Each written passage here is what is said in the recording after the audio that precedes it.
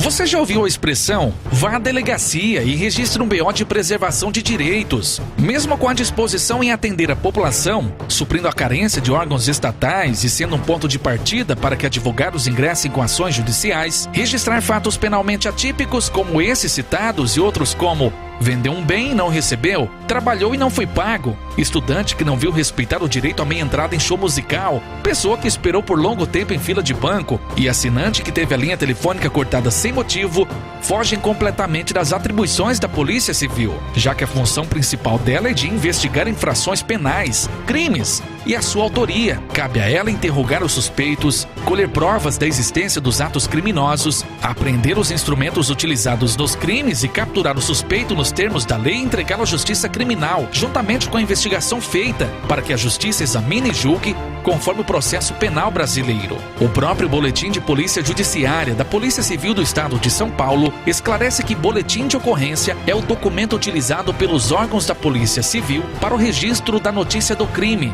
ou seja, aqueles fatos que devem ser apurados através do exercício da atividade de polícia judiciária, e presta-se fielmente à descrição do fato, registrando horários, determinados locais, relacionando veículos e objetos, descrevendo pessoas envolvidas e identificando partes e outros. Os esforços e recursos humanos e materiais da Polícia Civil devem ser empregados nessas situações, e não em fatos de menor importância, que não dizem respeito às suas atribuições. Como exemplo, você não procuraria um tribunal de ética da OAB para reclamar da atitude de um contador, assim como não iria no PROCON registrar reclamação contra um erro judicial, ou ainda reclamar na Anatel sobre um açougue.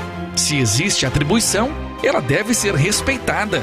Em suma, o boletim de ocorrência por si só não preserva o cidadão de nada, mesmo considerando que, com o seu registro, o delegado de polícia toma conhecimento do fato e sem nada favorece o interessado, exceto se a situação configurar infração penal. A pessoa que comparece à unidade policial informando que descobriu ser sócio de uma sociedade empresária, sem que jamais tivesse feito qualquer tratativa neste sentido, pode ter sido vítima de um golpe.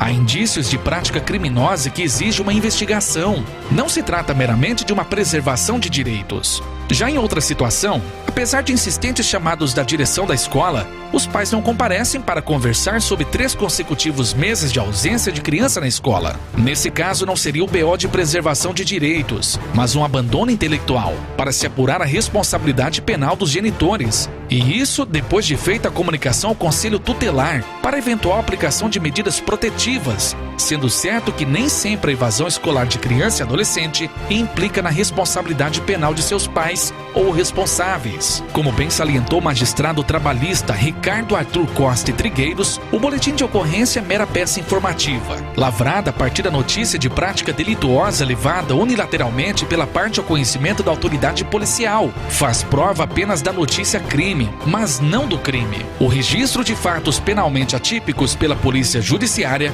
demonstra o grau de comprometimento com os direitos da população e a sua intenção de bem servi-la. Mas a verdade é que a polícia tem que se comprometer com a função para a qual foi criada, investigando, elucidando e reprimindo crimes e prendendo seus autores. É dessa forma que ela se engrandece e bem serve à sociedade. Para a preservação de direitos, é necessário registrar em cartório, não em boletim de ocorrência, já que boletim de ocorrência é apenas para crimes que requerem investigação e não preserva os direitos de ninguém.